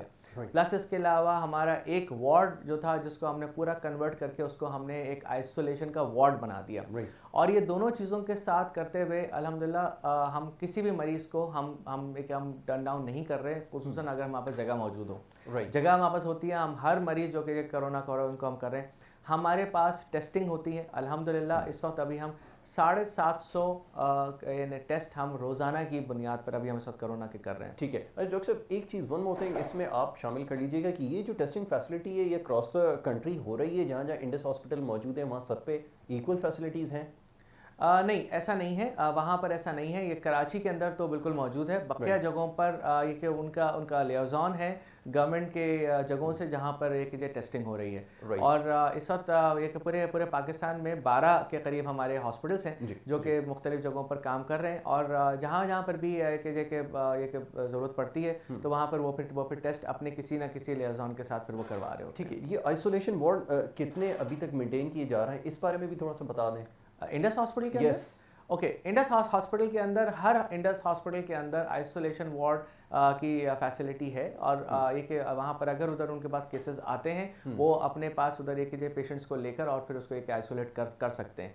और जहाँ तक कि कराची की बात है, कराची के अंदर इस वक्त जो आइसोलेशन वार्ड है वो ये कि हमारा इस वक्त एक मौजूद है जहाँ पर हम ना सिर्फ हम मरीज़ों को हम ले रहे हैं बल्कि उस वक्त हम टेस्ट भी कर रहे हैं और इसके अलावा हम जहाँ पर जिनको ज़रूरत पड़ती है खुदा ना खास्ता कि उनको आईसीयू की अगर उनको ज़रूरत पड़ी तो हम उनको फिर हम आईसीयू में शिफ्ट भी कर रहे हैं। राइट। अच्छा डॉक्टर साहब, एक चीज़ और, क्योंकि इसके लिए जो पैरामेडिक फोर्स है, जो ह्यूमन कैपिटल है वो मौजूद है, नंबर ऑफ आपके पास वो डॉक्टर्स या पैरामेडिकल स्टाफ मौजूद है, क्योंकि इस वक्त उसकी भी शॉर्टेज सामने आ रही है, इंडस के पास क्या इस वक्त पोजीशन है?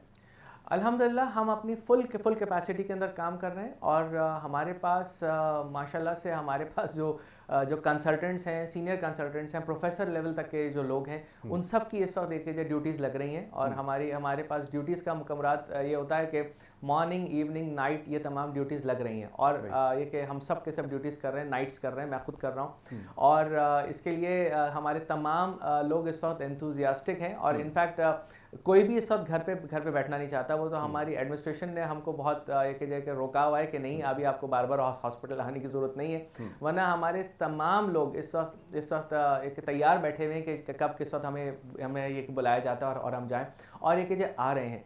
और तमाम हमारे कंसल्टेंट सीनियर कंसल्टेंट के अलावा हमारी एक बहुत बड़ी टीम है हमारी जो कि हमारे रेजिडेंट्स हैं, हमारे मेडिकल ऑफिसर्स हैं और ये तो खैर डॉक्टर्स की बात है। मैं आपको दूसरी बात बताऊं कि इस वक्त हमारे पैरामेडिक्स, हमारे नर्सेस, हमारे स्टाफ, हमारे नर्सिंग अटेंडेंट्स और इसके अलावा बकिया जो तमाम हमारे स्टाफ हैं जिसके अंदर सिक्योरिटी गार्ड्स हैं, हमारे स्वीपर्स हैं और फिर दूसरे हमारे जो कि हमारे दूसरे डिपार्टमेंट्स हैं जिसके अंदर हमारा एक रिसोर्स डेवलपमेंट का डिपार्टमेंट है, हमारा इस वक्त HR है, हमारा एक फाइनेंस है, मतलब ये तमाम के तमाम डिपार्टमेंट्स ये तैयार बैठे हैं कि कब किस वक्त हमें एक कॉल दी जाएगी और हम भी आकर काम करने के लिए तैयार हो जाए।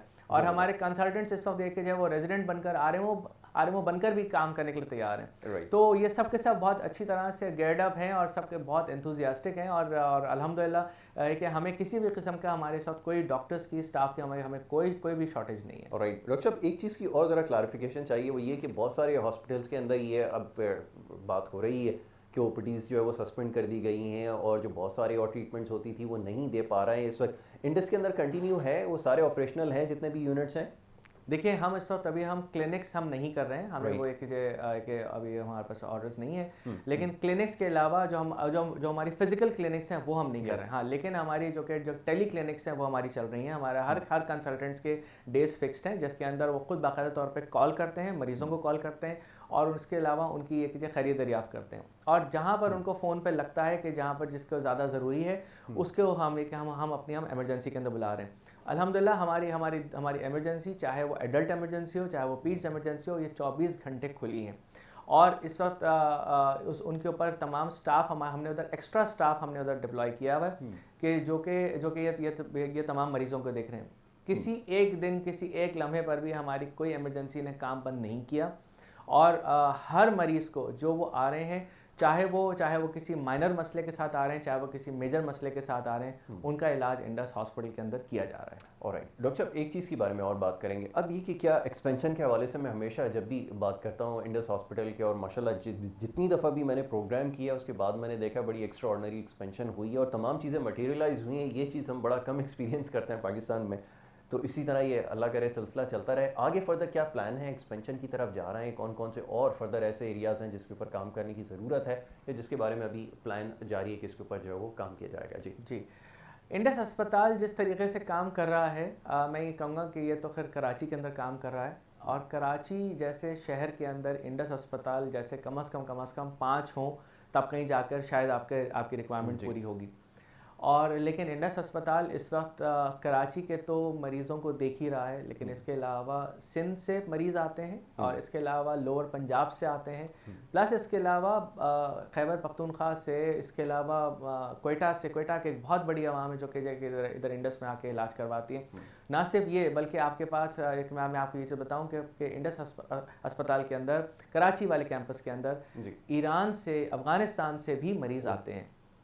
तो कहने का मकसद ये है कि एक इंडस अस्पताल काफ़ी नहीं है। अभी हम इस वक्त कराची के अंदर हमने अभी अपना एक्सपेंशन स्टार्ट किया है, और एक बड़ी बिल्डिंग जो है तकरीबन एक 1200 एक मरीज़ों के लिए अभी हमने इंशाल्लाह ताला अभी हम स्टार्ट कर रहे हैं, और वो भी इंशाल्लाह 2022 तक के कंप्लीट हो जाएगी और वो फिर हम स्टार्ट कर देंगे। इसके अलावा जो हमारा लाहौर का जो कैंपस है वहाँ पर भी उधर एक जो है इंडस अस्पताल बन रहा है, जो कि इंडस अस्पताल का अपना अस्पताल है, और वो जो है वो तकरीबन 600 बेड्स का वो ये हॉस्पिटल होगा, जो कि इंशाल्लाह ताला इस साल के आखिर तक के वो स्टार्ट कर देगा। ठीक है डॉक्टर साहब, लास्टली जानना चाहूँगा अगर कोई मैसेज है, कोई अपील अगर करना चाहते हैं देखने वालों से तो ज़रूर कीजिए। मेरी इल्तिजा है और इल्तमास है सबसे, तमाम जो मेरी बात सुन रहे हैं, देख सकते हैं, कि प्लीज़ ये बात को याद रखिएगा कि आपके लिए शायद कोई बहुत ज़्यादा वो ना हो। आप शायद ये सोचें कि जी कि आपने थोड़ा बहुत आपने कुछ अपना कंट्रीब्यूट किया, ये कहाँ कुछ काम कर सकता है। बिलीव मी, आपको अंदाज़ा नहीं है कि ये आपका थोड़ा बहुत कंट्रीब्यूशन जो आप इस वक्त इधर इंडस अस्पताल को देते हैं, उससे मरीज़ों के लिए, उससे जो है वो सबके लिए कितना बड़ा फ़ायदा होता है। और शायद वो तमाम उन चीज़ों को शायद आप नहीं महसूस कर पाएंगे, लेकिन मैं कहूँगा कि आप प्लीज़ आएँ, आकर आप इंडस अस्पताल के अंदर आकर देखें। और बिलीव मी, जब जिस वक्त कोई मरीज़ हमको जाते हुए दुआ देकर जाता है, यकीन करिए वो दिल से जो हम फील करते हैं वो हम जानते हैं। और आई विश कि वो आप भी आकर देखें कि आपको पता चलेगा कि जिसके लिए इलाज इतना ज़्यादा एक ज़रूरी हो, और वो उसके लिए एक और उसकी जो सख्त ना हो कि वो इलाज करवा सके, जब उसका इलाज हो रहा होता है और मुफ्त इलाज हो रहा होता है, वो किस तरीके से वो एक जो दुआ देकर जाते हैं, ये शायद ये सिर्फ और सिर्फ वो एक्सपीरियंस है जो शायद आपको वहाँ पर आकर पता चलेगा। तो ज़रूर आइए, आकर देखें, और एक seeing is believing, absolutely seeing is believing, बिल्कुल ठीक। Doctor Mohammad Fariduddin, head of paediatric medicine Indus Hospital, हमारे साथ आज मौजूद थे। बात हो रही थी इंडस हॉस्पिटल के हवाले से। बिल्कुल आपने ठीक कहा कि सीइंग इज़ बिलीविंग। जाकर देखें आप और ख़ुद जिस तरह काम हो रहा है, और सबसे अच्छी बात यह है कि किसी किस्म की कोई सेग्रीगेशन नहीं रखी, चाहे अमीर हो, गरीब हो, कोई भी शख्स हो, इक्वली उसको ट्रीट किया जाता है और अच्छे से ट्रीट किया जाता है। ये सबसे ज़्यादा ज़रूरी है। इस हॉस्पिटल के हवाले से, इसकी काविशों के हवाले से, कोशिशों के हवाले से इंशाल्लाह आगे और बहुत सारे प्रोग्राम्स करते रहेंगे, जैसे माजी में करते आए, ख़ासतौर पर टीबी के हवाले से और दीगर अमराज के हवाले से बड़ा इफेक्टिव और एफिशिएंट काम किया है इंडस हॉस्पिटल ने। अल्लाह से दुआ है कि इस इदारे को इसी तरह तरक्की देता रहे और इसी तरह ये काम चलता रहे। और ख़ास तौर पे यहाँ पर रिक्वेस्ट करनी है मुखय्यर हज़रात से, जो ख़ास तौर पे माह मुबारक में अपनी ज़कात निकालते हैं, ख़र्च करते हैं अल्लाह की राह में, इससे अच्छा मौका नहीं होगा कि आप अल्लाह की राह में ख़र्च करें और एक ऐसे इदारे के साथ आप काम करें जिस वक्त वाक़ईतन लोगों की खिदमत के लिए अपने आप को जिसने सर्व कर रखा है। इसी बात के साथ ये प्रोग्राम का ख़त्म, कल इंशाल्लाह आपसे दोबारा मुलाकात होगी। अपना बहुत ख्याल रखिएगा। मोहम्मद यासिर को और हमारी टीम को दीजिए इजाज़त। अल्लाह के बाद।